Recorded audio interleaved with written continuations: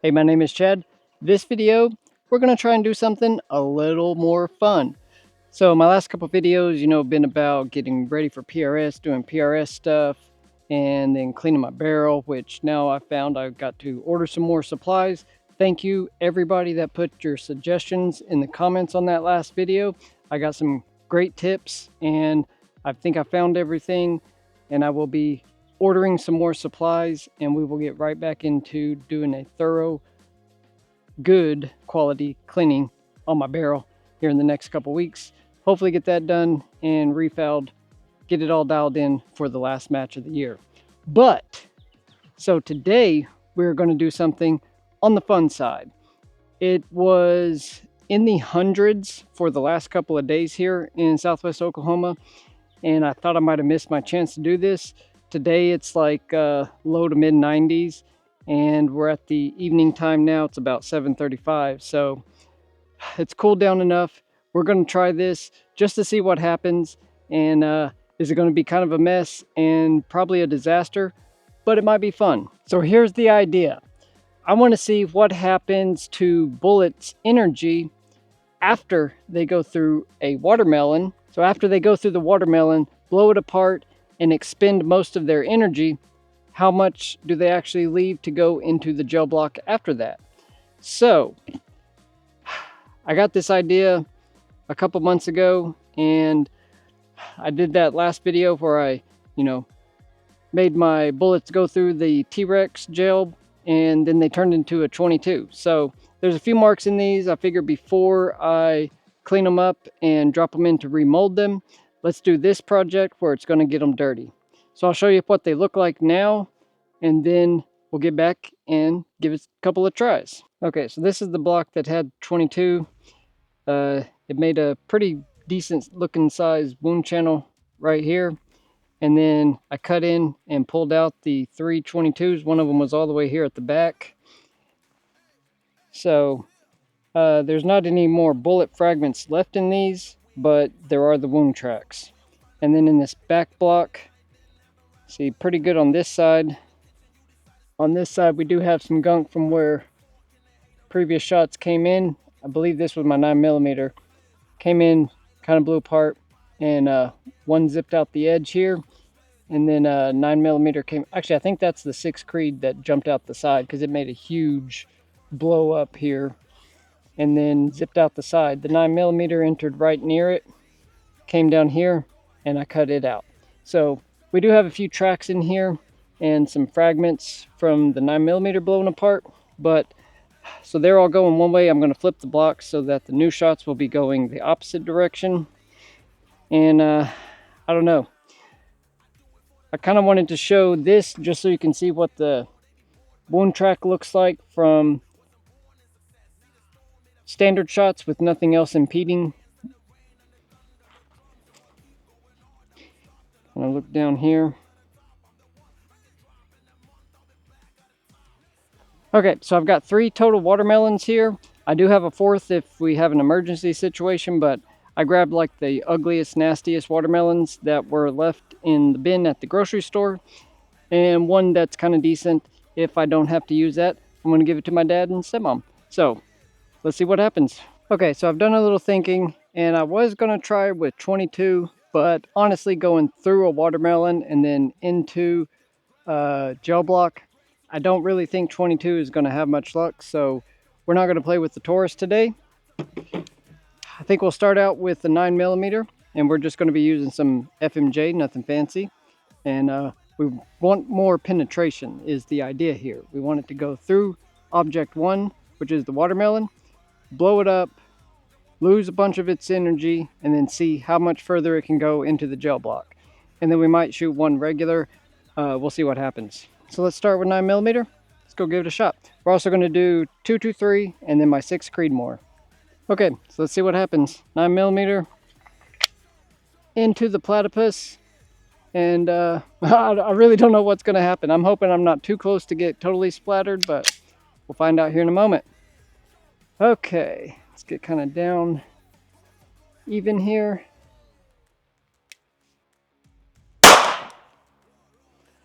Okay, so we cracked it. Empty.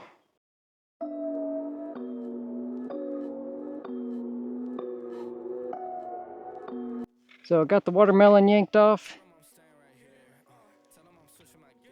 And I mean, it made a pretty good hole all the way through it. And tore it apart pretty good, actually. So, surprised by that. And now here's the craziest thing. So it actually went all the way through this first block. See its path here. And has actually ended up about halfway through the second block. So even going through a watermelon, looks like a 9mm FMJ still has enough power in it to, zip along a pretty good ways. So we can give it one standard shot and just see how that compares. Okay, so we're going to go here, about the same location. We'll just see what happens to a standard shot. Okay, clear. Okay, so with no obstruction, an FMJ will go all the way through. There's our first shot that the watermelon slowed down, and then nothing.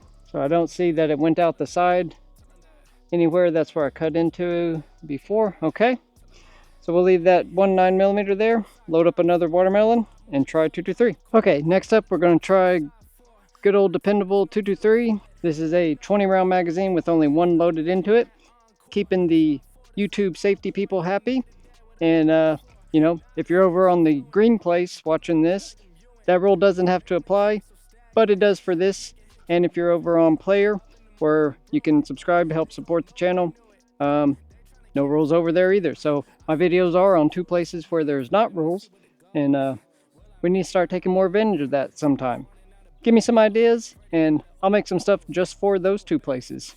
But we're going to keep going here. So I've not shot this in a long time, but let's see what we can do here.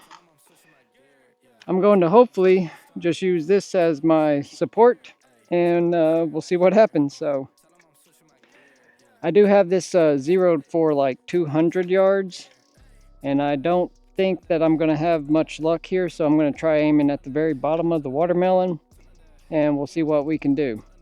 So I'm kind of lined up with steel back there. If you hear a steel ring, then it went through a watermelon, 2 gel blocks, and still hit steel. But I think the watermelon's going to slow it down a good bit.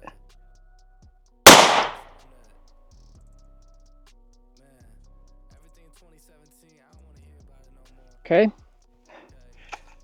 Nothing happened. Let me go inspect that and see what's up.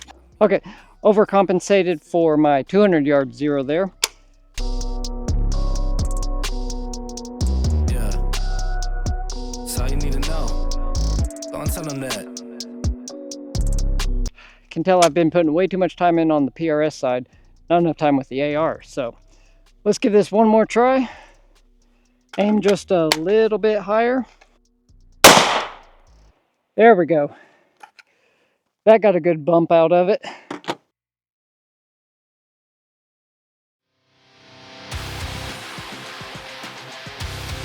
Okay, so that one was not as interesting as I was hoping it would be, but let me show you a few things. So here's the watermelon, and it was kind of sitting up like this. So I hit kind of middle on that second shot. First shot was way down low at the bottom of it. It gutted the watermelon pretty good. So you can see that low shot expended a lot of energy and busted through the cardboard there and there. And then what I think happened is that second shot came through here and it pulled in some watermelon guts. So you can see some green up in here.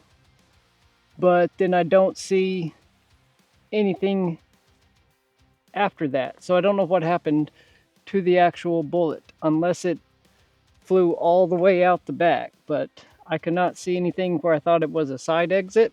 So no idea there. Now the first one looks like it came down and it bounced off the bottom here. And then it scooted along You can see this right there. I think it bounced up to the inside from there. There's a hole in the cardboard. So I think it scooted between the cardboard and the bottom of the gel and popped up inside here and then rolled over to the second block.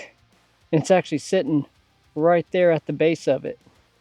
So like I can touch that, I can pop that out. So it flipped itself around backwards and popped it out. Boom. Wild. Oh, and it's kind of flat too. So it's probably hard to see, but it flattened it out. So instead of being round, it's flat back there at the base now. Strange. All right, repositioned. I've got the biggest watermelon. Moved the back block to the front so that 9mm is sitting here. And then the front block is now the second. That's got some watermelon gut on it and some green on the inside. Okay, time for the big finale. So we're going to be using some of this Norma Golden Target. It's loaded with, I believe, the 107 Sierra Match King projectile. And I'm still refouling my barrel after my kind of pitiful attempt at a cleaning. So I don't really know where it's going to hit, but I think we're close enough that it shouldn't really matter.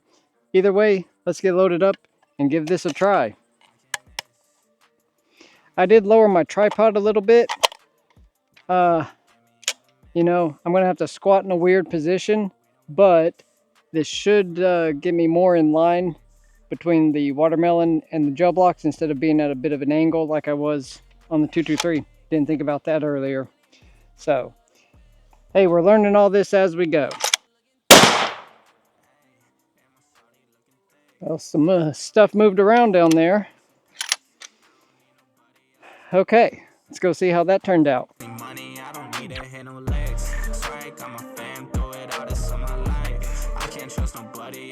Well, we got something happened down here.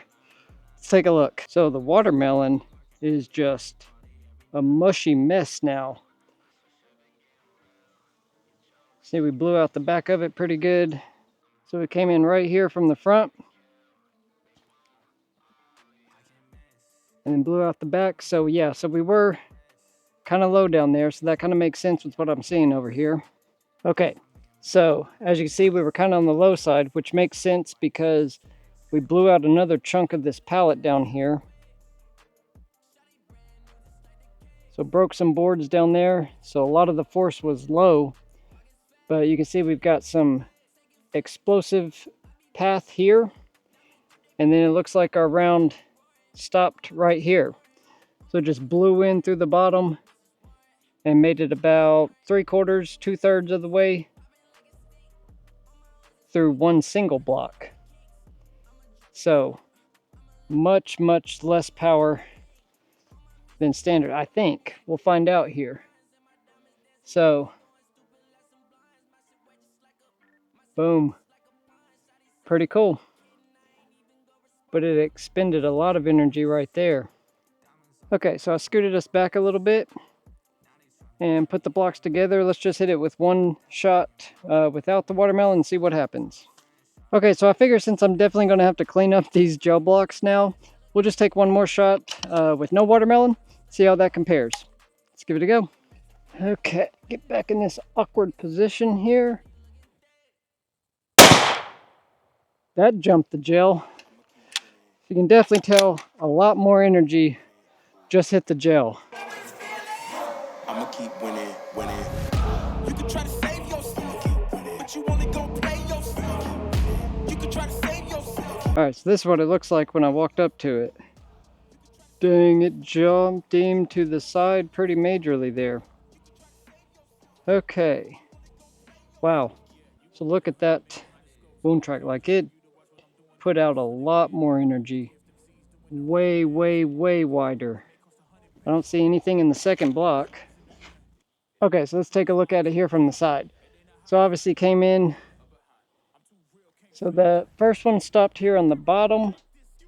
And then this one's kind of right here in the middle. It made it a little bit further. Main difference is the size of this wound tract. Like, it really opened up here inside the gel. So that's going to be the main difference. So obvious, this is a example of how the first thing that the bullet hits takes the majority of its energy. Well, that's going to do it for this one. I will say, upon further inspection, I think that the second shot into straight gel with the 6 Creedmoor just went straight through. Like, it did a bunch of damage in that front block, and I found another little very small pinhole where it kept going through and looks like it went into the second block, and I could not find anything there. So I think it just traveled all the way through both blocks with no obstruction in front of it. With that obstruction in front of it, and in the watermelon, this was all that was left of the bullet, about 2/3 of the way into the first block.